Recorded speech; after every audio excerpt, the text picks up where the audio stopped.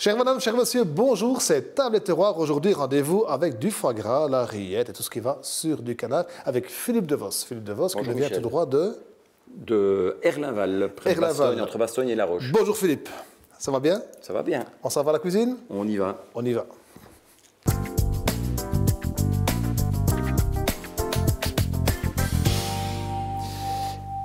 Et voilà Philippe, la cuisine, c'est à toi de jouer maintenant. Donc toute la cuisine t'est offerte en fait. Pour nous sortir une assiette la plus sympa, où on met en avant tes produits, les produits de ta région, que tu transformes chez toi, les canards, c'est bien ça? C'est ça, oui. Qui dit Philippe Devos, souvent sous-entend canard.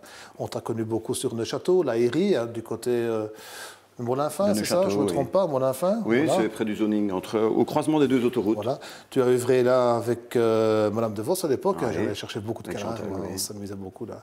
Oui. On a fait des fêtes avec toi aussi. Ah oui, vous veniez faire avec Denis Collard d'ailleurs des représentations de cuisine, des recettes de cuisine que vous montriez aux gens et qui étaient d'ailleurs... les gens étaient très contents, on s'amusait bien. Des très bons souvenirs, on mangeait dans la grange au-dessus, c'était vraiment la bonne franquette, c'est très sympa. J'ai un peu froid les mains, moi. Philippe, alors tu m'as apporté du foie gras, et toutes sortes de produits que tu... On peut acheter ça chez toi? Oui, chez moi, on a plus ou moins 45 boutiques en Wallonie et même un peu au-delà de la Wallonie maintenant, qui distribuent nos produits, surtout les produits stérilisés que nous avons là. Donc là, c'est toute une série de produits qu'on développe maintenant, plus que les produits frais. Et alors, par exemple, j'ai de la rillette de canard ici, Philippe Devos, qui est préparée chez toi. Elle est préparée chez moi, toi, à la fourchette. Et les gens qui travaillent à la fourchette. À la fourchette. C'est qui est très rare. Comment on fait une rillette de canard? En fait, une rillette de canard, on prend de la viande de canard qu'on met dans des grosses casseroles et qu'on laisse fondre pendant 4-5 heures, un peu très doux. Et attends, je vais te donner un truc pour ouvrir, parce que toute personne ne sait ouvrir ses bocaux. Toi, tu es fort, tu es costaud, mais la petite dame qui a 80 ans, elle ne sait pas ouvrir de la même manière. Donc, il y a un truc qui est très simple pour ouvrir un bocal comme ça. Il faut stériliser. Hein. Et il est stérilisé. Donc, il faut pincer ici avec une des mains. Vous pincez la griffe ici, vous ouvrez, vous laissez la griffe là, et puis dans la paume de la main, vous faites simplement un bon coup et ça s'ouvre tout seul. Ah, ok. Truc et astuce de Philippe Devos, mesdames, messieurs, avec la fameuse rillette de canard. Donc la rillette, c'est un produit qui se mange tartiné sur un petit toast. Moi, je connais aussi beaucoup la rillette de cochon, en fait. Oui. Hein. C'est le même principe? C'est le même principe. Bien assaisonné. Sur un toast, à l'apéritif. Ah, oui. Ou une quenelle. Ou une quenelle dans une petite salade avec les autres produits de canard. Ah oui, très très bon. Qu'est-ce qu'on trouve d'autre ici? Ça ici, c'est un pâté de... Parce qu'on est... oui, comme par hasard, à l'Orval. Oui, à l'Orval. Oui. Moi, je vais dire comme je dis chaque fois, il n'y a pas d'Orval dedans. En fait, je bois de l'Orval pendant que je fais la recette. Ok, donc l'Orval, tu la bois. Oui, voilà. Non, c'est vrai. Il y a quand même de l'Orval dedans. Pommes et Saint-Jacques. Quand tu mets des noix de Saint-Jacques? Oui. Ça, c'est un tout nouveau produit. Donc, qu'on a présenté au concours. L'année dernière, on avait eu un prix au concours des épicures de l'épicerie fine. On va faire un matrin là. Et un petit plan sur un petit potiquet. Moi, j'appelle ça un potiquet. Et on a présenté celui-là. Ils ont été très séduits. Donc, ils l'ont sélectionné pour le concours cette année. C'est bien. Comme ça, on voit bien tes pots, tu vois ici. Les pots qui sont stérilisés. Qui sont valables combien de temps, en fait, Philippe? On a une bonne année de DLC. Moi, j'ai encore des pâtés de la Héry, donc il y a 10 ans. Ils sont encore bons? Oui, ils sont encore bons. Et ici, j'ai boudin de canard au foie gras, tu vas utiliser pour... Voilà, donc là c'est la recette qu'on va faire aujourd'hui. J'ai sélectionné ce produit-là parce que c'est un produit qui est assez nouveau chez moi et que... donc j'ai fait pendant des années le boudin noir de canard en boyau, qui fonctionnait très bien et qui fonctionne toujours bien parce qu'on le fait toujours. Mais les gens qui veulent avoir un boudin noir chez eux... n'importe quand, ils achètent ça, ils mettent ça dans leur armoire et quand ils veulent, ils font une petite recette à base de canard. Il n'y a pas de fin, c'est gésier confit, c'est pâté de gibier, au foie gras et encore à l'Orval. Là, on a associé Philippe, quand même... tu aurais dû faire moine. Hein. Oui. Et ici, on a encore du foie gras. Eh ben, tout va bien. Voilà. Dis-moi, donc aujourd'hui, on va quand même commencer la recette, là, parce que Oui. ça tourne. Donc là, on va prendre le boudin noir de canard, D'accord. dans lequel il y a un peu de foie gras. Oui. Et on va faire c'est la grande mode des hamburgers, et bien on va faire un hamburger. Bien vu. Et là, je me suis dit, il y a plusieurs façons de le faire. Soit on fait une petite galette de pommes de terre, soit on fait avec des patates douces aussi, une petite galette. On fait deux galettes, on le met le boudin entre les deux avec une petite tranche de foie gras. Et voilà. Et donc là, c'est peut-être que ça. Hein. Oui. Et alors là, je me suis dit, tiens, pourquoi pas un donut. Un donut, bonne Le idée. bête donut, hein, un bête donut. Et là, on va faire un pain perdu avec le donut, soit avec celui-là, celui qui est un peu moins sucré ou un peu plus sucré. Donc on va le couper en deux. Tu passes dans le lait avant et les œufs après, ou tu mélanges les deux? Je vais d'abord battre, enfin si tu me donnes un petit coup de main, tu vas prendre les œufs. Je vais faire ça. Hein, et pendant ce temps-là, moi je coupe le... Avec un œuf, assez. Oui, c'est vrai que... On va prendre celui-ci. Donc on le fend en deux. Donc c'est ce qui va faire les deux parties du pain de notre hamburger. Ah, tu as tout mélangé, c'est vite fait comme ça. Comment? Oui, tu as tout mélangé, c'est bien.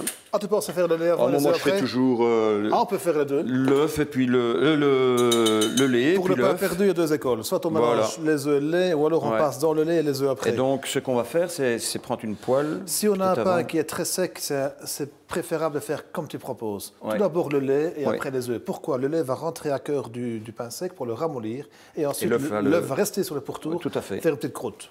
Mais comme ton donut, ça a l'air tout frais, pas de panique. Mettre les deux dedans. Pardon?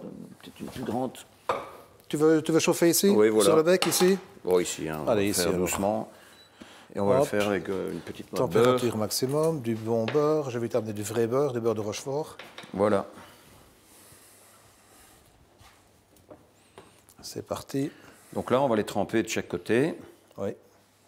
Attends, on va quand même laisser chauffer un peu le beurre. Je vais le mettre sur la planche ici. Voilà, ok. Et alors, on va aussi... Donc, alors, pendant ce temps-là, on va ouvrir le boudin noir. Ah oui. Ça m'intéresse de goûter le boudin noir.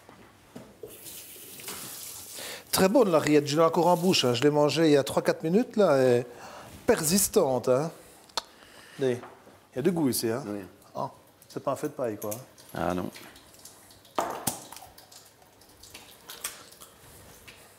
Philippe Devos, madame, monsieur, qui nous a rejoint pour Table et Terroir aujourd'hui. C'est une séquence aujourd'hui basée canard. Voilà, donc j'ai ouvert mon pot. Parce que donc, tu me disais, on te trouve dans les différentes boutiques, c'est les produits Philippe Devos.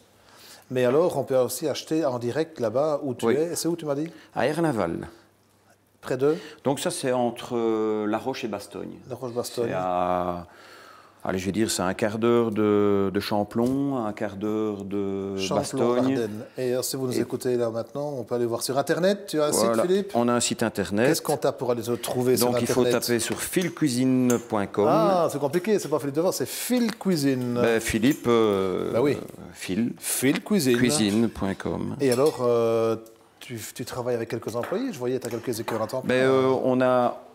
On est à 3 continuellement et fin d'année, là, on est une bonne dizaine. Ah oui, carrément. Donc là, je vais chauffer un peu mon couteau. Et moi, c'est vrai qu'il fait glacial dans le studio.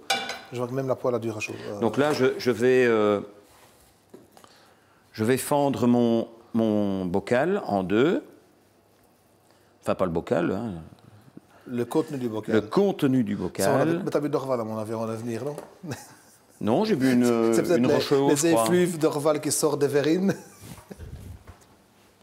Voilà, donc on a nos deux hamburgers, parce qu'avec ça, on en fait 2. Donc là, ici, on va en dresser un. Je vais simplement prendre une partie. Que tu cuis dans la même sauteuse? Non, je vais prendre ça, je vais mettre ça dans une autre sauteuse. Une autre sauteuse? Ouais. Voilà, on peut mettre un peu de beurre aussi? Voilà. Non, parce que c'est assez gras. Ok. Phil Cuisine sur Internet, Phil Cuisine, ça se trouve non loin de Champlon en Ardennes. Et ça n'a rien, pas de beurre? Non. Ah, carrément. Ça, il y a assez de gras dedans. D'accord. Donc c'est un appareil à boudin noir qui n'est pas dans un boyau. Voilà, tout à fait. L'appareil, c'est la préparation boudin noir. Exactement. On peut le faire avec un boyau de la même manière. Disons qu'ici, ce sera plus facile pour le présenter dans le hamburger. Tu veux t'essuyer les mains? Voilà, j'ai ce qu'il faut. Bon, Philippe, alors tu as apporté du foie gras, des escalopes qui sont là, qu'on trouve chez toi aussi. Bien entendu, on va mettre un petit peu de foie gras avec ça. Hein. On va pas, vaut mieux. On va pas laisser simplement un burger comme ça. Hein. Et on va les poêler ici. Et là, on les coupe en deux. On va les poêler comme ça. Hein. D'accord. Ça peut être. On peut le faire soit en entrée, soit en grosses pièces. Ici, on peut dire que c'est un plat unique, quoi. Oh bah oui, mais si j'ai été un bec, mais évidemment, c'est normal, ça ne me couille pas. Je n'avais pas mis un maximum. Alors en attendant, on va déjà faire la sauce pendant que ça cuit. Qu'on appelle stru ici, on n'est pas dans ma cuisine. Oui, je vois ça. Philippe, la sauce, tu veux la faire donc dans la un sautoir? sauce. Ben, on fait du fond de veau, nous, hein, chez nous aussi. Hein, ça peut se trouver. Fond de veau, tu veux cette sauteuse-là? Oui, comme ça, on va faire notre petite sauce là-dedans. Et alors là, on va faire réduire notre fond avec... Moi, je vais mettre j'ai des fruits rouges pour la garniture, mais je vais prendre les myrtilles ici. On peut faire comme on veut, hein, ça c'est... Je vais dire, on va écraser un petit peu... Tu es vraiment le monsieur foie gras de la province du Luxembourg, toi, en fait. Hein. Bah, il paraît, oui. Bah, on est des précurseurs à avoir... avec Upignac, on a été les premiers à faire du foie gras en Wallonie. Il y a chez Patrick Dalle à As, où ils ont fait aussi, peut-être un peu même avant nous. Bon, il va se fermer celui-là. Comment? Voilà. Et moi, j'avais eu cette idée il y a bien maintenant plus de 20 ans, puisque on a commencé en 1989. Et je m'en souviens de tes débuts. Ouais. C'était vraiment... ça cartonnait. Hein, oui, tout à fait. C'était vraiment... Fin d'année, on servait presque 700 clients sur les 2 jours de Noël et Nouvel An à la ferme, donc ça faisait la file pendant une demi-heure avant de rentrer au magasin. Pas de danger ici? Non, ça va, il est bien garde, il est bien doré. Magnifique. Ah oui, il est bien doré. Ah non, c'est juste bien. Je ne dis pas qu'il est trop doré. Non, il est bien doré, il ne faut pas plus ni moins. Peut-être pour retourner celui-là aussi. Oui. Voilà. Et voilà. Voilà, mon ami. Je retire? Oui. Alors, bon. Ce qu'on peut faire, c'est même... On va prendre le foie gras et on va le poêler dans... Directement dedans? Dans une autre poêle, on ne va pas le faire directement dedans. Alors, je vais vous expliquer un petit peu la façon de bien faire. Nous autres, maintenant, il y a 20 ans, je n'aurais pas dit du tout le même discours. On trouve maintenant des escalopes de foie gras qui sont congelées à l'abattoir. Donc, le canard, il a à peine un jour. Et Et alors, le foie gras est coupé en escalopes. Il est mis sur des plaques et ils le mettent dans un choc thermique à moins 40. À moins 40, oui. De manière à ce que la cellule du foie ne se dégrade pas. C'est mieux que de prendre un foie qui est frais de 2-3 jours, qui va traîner 2-3 jours chez le grossiste, de nouveau 2-3 jours dans le magasin qui va vendre son foie gras, et d'avoir un foie gras à la fin qui... Ouais, ça c'est peut-être un peu... Mais ton discours est exactement... tu as raison. Et en plus, dans un lobe de foie gras, tout n'est pas destiné à faire de l'escalope à poêler. Voilà, il y a aussi des morceaux destinés à faire du foie gras au torchon. Exactement. Donc et donc on sélectionne dans le ils sélectionnent les beaux lobes, les belles parties pour dans le foie gras. Donc on n'a pas de perte, quoi. Donc je dis toujours... Il n'y a pas de gêne à dire de prendre des foie gras donc, salez-le un petit peu. surgelés pour poêler. On a un foie gras très frais qui perdra peu de gras. Philippe, il faut qu'on avance parce qu'il y a l'heure qui tourne, là, mon ami. Ah ben on avance, voilà. Du berdel, et puis voilà. Voilà, donc le foie gras, on va le mettre simplement dans la poêle chaude. Et on le laisse cuire tout doucement. Et là, il n'est pas complètement dégelé. Donc là, il va cuire quelques minutes, bien doré de chaque côté. Et l'idéal, c'est d'avoir un couvercle et de recouvrir. Couvercle. On va prendre ça, on le remettra dessus. Et on va achever la cuisson en dehors du feu. Pendant ce temps-là, on montera notre hamburger. Eh bien, ici, mon fond diminue, enfin, il réduit. Pendant qu'il réduit, est-ce qu'on peut faire une petite pause? On peut faire une petite pause. Eh bien, on laisse réduire un peu ceci, madame, messieurs. On laisse chauffer tout doucement l'escalope et on se retrouve directement. Chez vous, c'est 2 minutes. Et voici, Philippe, on a pu laisser réduire la sauce, qui s'est un peu concentrée. Ouais. Alors, tu m'as dit, Michel, je lance un morceau de pomme. Oui. Donc, tu m'as tranché parce qu'entre les ingrédients, on va mettre de la pomme caramélisée. D'accord. Donc là, on peut monter notre hamburger. OK.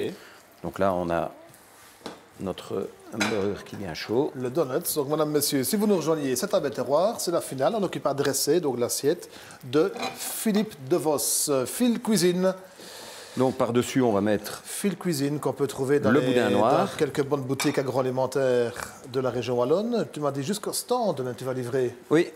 Des produits verrines qui sont ici stérilisés, hein, des produits de canard. Et j'ai goûté d'ailleurs le confit, oui, ici, qui est très très bon. Donc on met la pomme par-dessus. Notre foie gras qui est caché là, ici, qui a achevé sa petite cuisson, couvert, hors du feu, qui a été salé et poivré. Impec. Je fais le rangement, moi. Et alors on ferme le hamburger. Et voilà. L'assiette est dressée. Le petit jus, tu veux une cuillère? Une cuillère, il doit y avoir ça ici. Hein. Tu en as une? Oui. Oh, bah, ça va, merci. Allez, alors, c'est bien.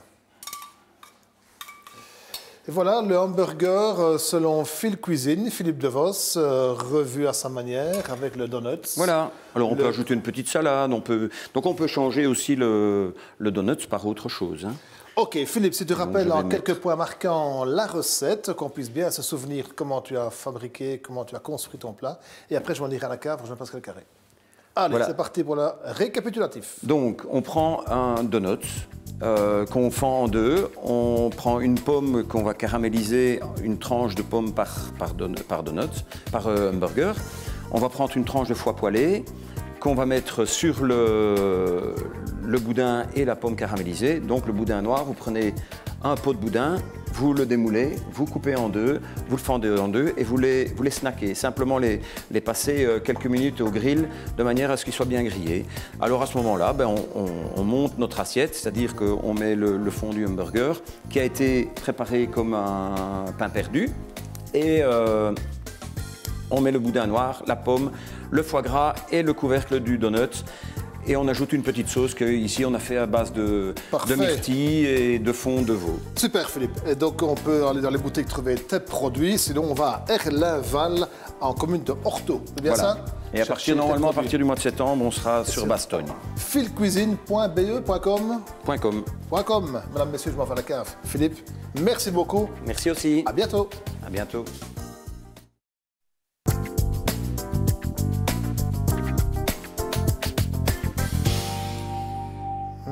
Et voici, mesdames, messieurs, la séquence 20. Pascal, bonjour. Bonjour Michel. Ça va bien? Très bien, merci. La séquence 20, voilà, le vin adapté, le vin qui convient, le bon accord vin aimé. Oui, avec la belle préparation de Philippe Devos. Tout un art, Philippe Devos et ses canards. Et ses canards, toute une histoire, Philippe. Philippe, c'est monsieur Canard pour Luxembourg. Hein. Exactement, depuis des décennies, on va le dire. C'est ça le vieillit un petit peu. C'est vrai, il a commencé, me disant, en 88, 89? Oui, c'est ça, je dois le connaître à peu près depuis ce moment-là, oui. Pas mal. Alors, justement, pour accompagner le plat de Philippe, j'ai choisi un vin particulier. Pour la recette, si on reprend le donut, le boudin, le foie gras, la petite sauce fruits noirs, la pomme, voilà, qui apporte une touche un peu sucrée, le côté fruits noirs, et puis de la garniture aussi.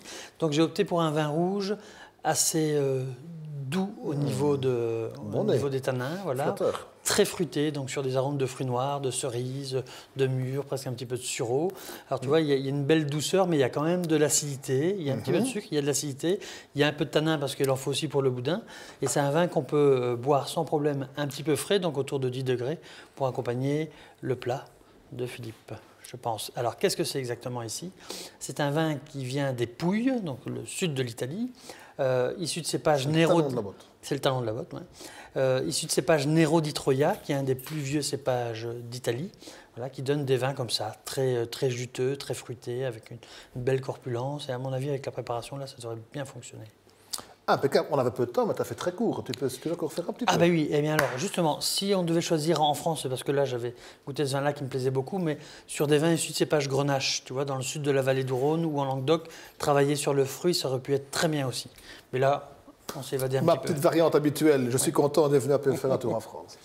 Pascal, merci beaucoup. On salue encore Philippe pour ses talents de transformateur de viande de canard, foie gras en tout genre. Disponible, on le disait, son petit pot est toujours là.